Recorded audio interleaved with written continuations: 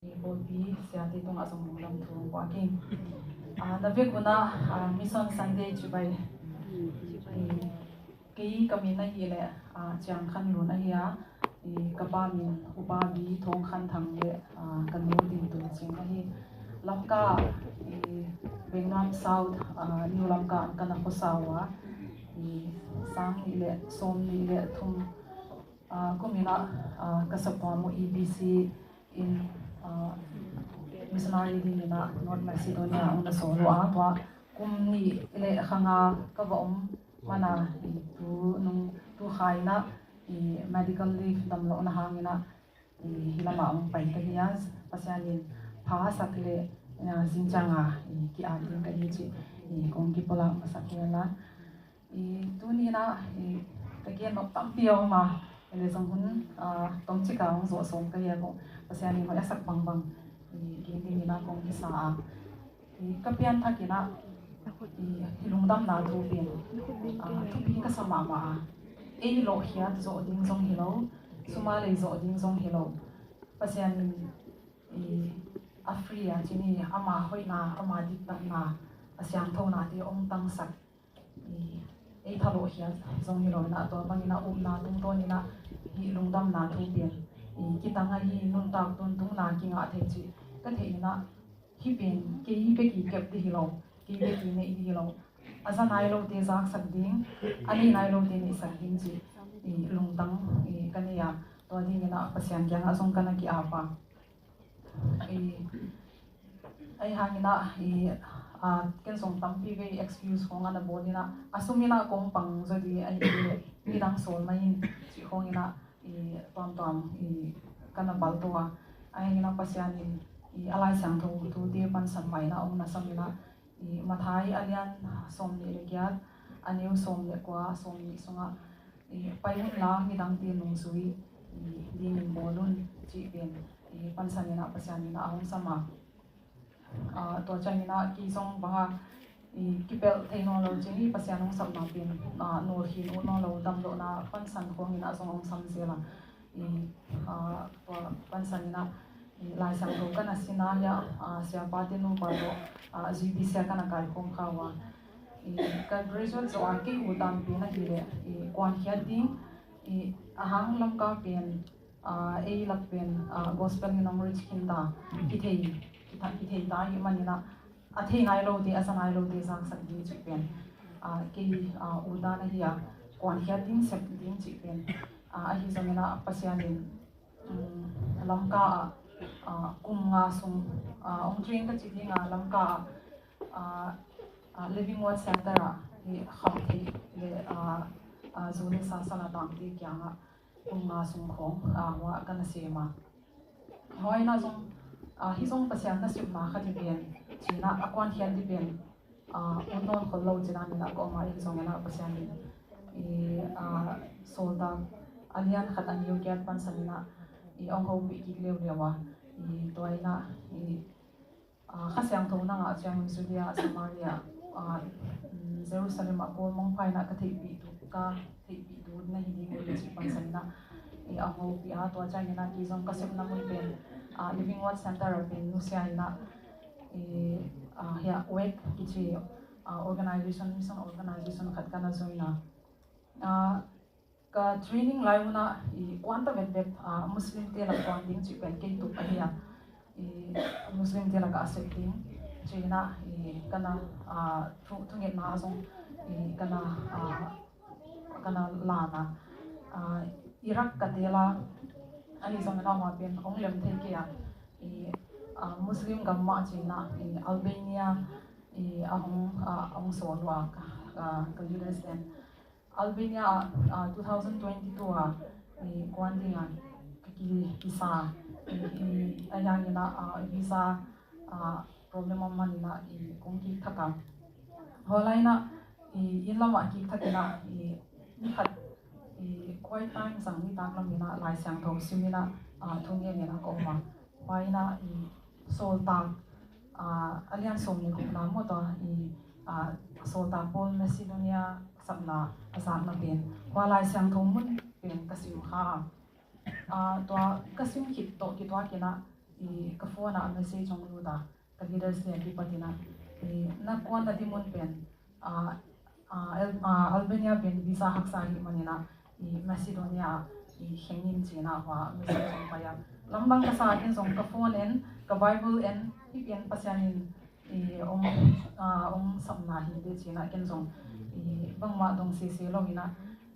kana yasa open ka kwan hian adi mun te hoi taka study bol masazir ka hiwa Christian percentage khonga so changa bangchu bangam din mun minam bang om chi ko hoi taka ki study masa ania ken walai na Macedonia gamben om lam song theilo lai sang tho be ka the ania hwa chi na ken song ki sai na tua pasiani na de na ni ding chi na hwa ding na kana ki sa hwa to Macedonia asim go organization ang pati na mi khatbe ko why na sepi di boy mo ahi china to wa mona 2023 na kana ko na to North Macedonia ki Japan ni dang ina Yugoslavia communism ahia Soviet Union waya in 1991 ina communist government pen fuksya gam tuina gam sagina akihena ilai sang thoa in Macedonia gam ki chipen tu lai takina Greece Bulgaria to North Macedonia ma tinga kha pangai te samna dinina hoi ahia ka amau pen ahile atam so pen Orthodox Christian akichiwa ai hanga pasyan thu pen song the kholo nominal Christian pen tamma mai Muslim song au mua ken go ka basep da no ahile Muslim te langa kasimua center khat kaniwa twa music class kaniwa guitar ekele piano ho ahil theo mazo changena language Spanish Italian German pau chi hong English hong ton chena naw bang ti yong pai hong ti hilin o changena tennis table tennis hong sang ki mona amau pen ki mol udang pai ai hanga ko devotion hoi takani pi masa pasyang thu hil la sin pi wa la asin ki wa devotion atel ke ule ki mol saglo chida hiya amau sang ki mol utai changa to atel de de ngai bang hong hun ka basata no hiya ken na hele to ko sumina ko pen pau sin ko la di manna Macedonia pau kasina dei bangabel isang kathina ro yang atuna asin lel lai kahiya o chang ina evangelism song kahiwa mun poimo mi tam na mun laka pasyang thu lai siang tho butuam Turkish pau Albanian pau le Macedonia pau ina lai bu gospel church chi hong ka homu ami yung pai te pen amelu en beng yen ka putwa ko alai bu te atwam to hin hi pen Albanian se de yi chi le amau pawa paki na in person area cha amau pawa hello cha paki pan mo amel ben Turkish mela hile merhaba chin chabana in Macedonia hile Romani de ben Zdravo china jam pakin na in na de diam lai sang tho na de diam ai hile hi gospel church en si mu diam china paki hopi ol khatin da song de hin ol khatin da ong na no hi no wa chidan hom kana sebda no hiya tege no na tak pe na hile ko hwa lai sang tho bu ai ke le gospel church de Afria ko hom theina dua min sum do missions na set na dinga anapan manwa ko nom ta ka hom khete ka hiwa tholo ma hi ke le missions na set na anapelo he ko khwa mi tampi mi tam na laka mi teng baho bi khin zo lo di mo ta ken lai ki pe mi in amau to di ana toi di mu in lama ana sim di mun cha nge na to hi cha ki maya hiya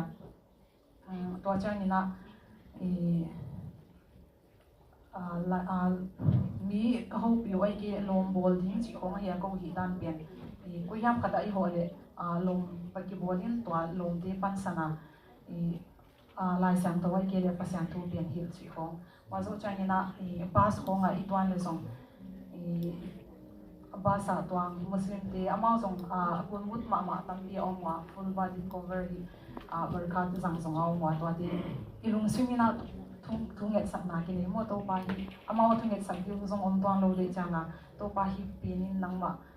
ahom nei thina dinina natan sin na mga lungdam na to asak te dinina sin basa itwan pi te hong ai kele lang pi hong ai pai changa to silent prayer hong kini sel hospital gaya katenga ke kahun all day na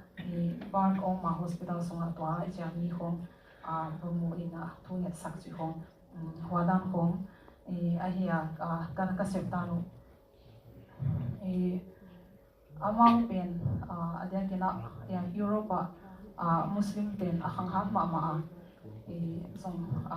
amau naw pang chik tiang song abiang naw pen putakina athiwa ong sel thayu en pasyan tho igen le amau song amawa pen ong gen pumu chiranina todanina awma nasipin bai hello hi to manina thungen na pen apoi mo dan suma peloi suma pangzo lo ai ke apwan ke zo lo dia song thungen na pen nak pia ki poi mo hi chi kongge no da to chanina hi evangelism street evangelism kan ni chanina ongkinya di him ma pai song lai sang tho pansan ma hongina song ong banga ong debate pi sewa to adan hi ite pen amau pen song ong kinyal pi na la hangwa en song thutak pen ki wang lu som te to adan hi kasip nau center asong kanau pang teu pen tuina banga convert ai ke le christian ong swak bel online ro ai hanga pasian thu pen asak hingu pasian in khat be te amau lu sima na asip ting chi pen thong na to adan hun basang kahiwa soldak polin ya ilai sang towa yelle Macedonia sapna atan na Europa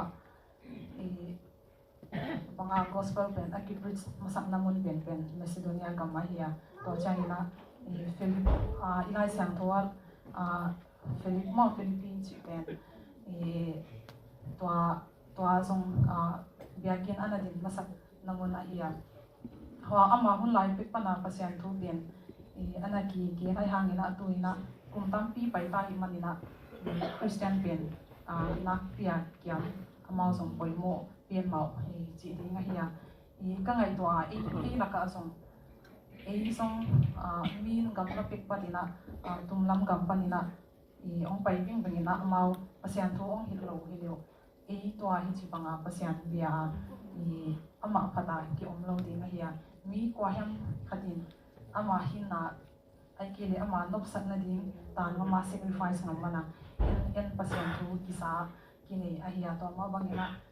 tuna song thu mi den song ikwan khia thilo ai kele ise kele song thina lam lama ipan ding chi pen tu jing sangina kum chalan su da lungdam na thu pen na lungdam pi tak le gian lo ai ke belo sim no lo din na hi lungdam na thu pen atu pi ma nun tak ton tung na ai en hi gen ke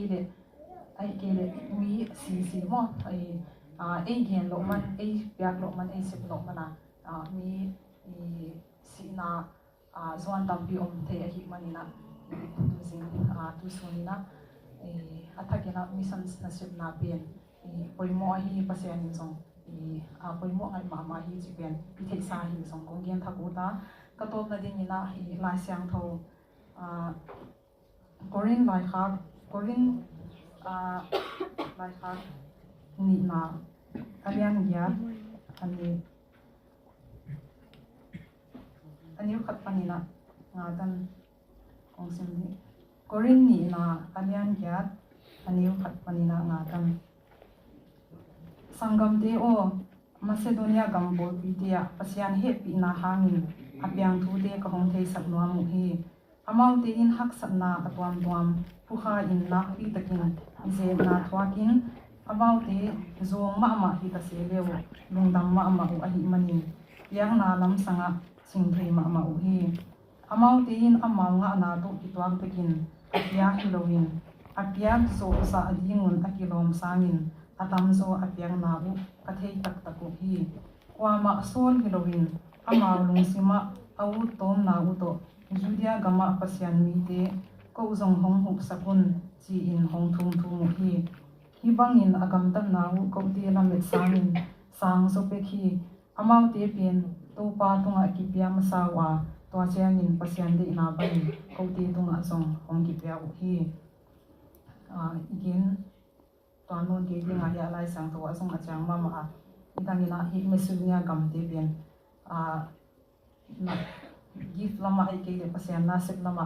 I ana I hat ma wa amau ahu sak na dingwa thu mo chi a hiya pakapang the na dingwa ko song pang sak kun sia ni no a hiya mau pen ru kri sangai ro ina I to pangina ana pangu a to I to changina Philippi alian li aniu li na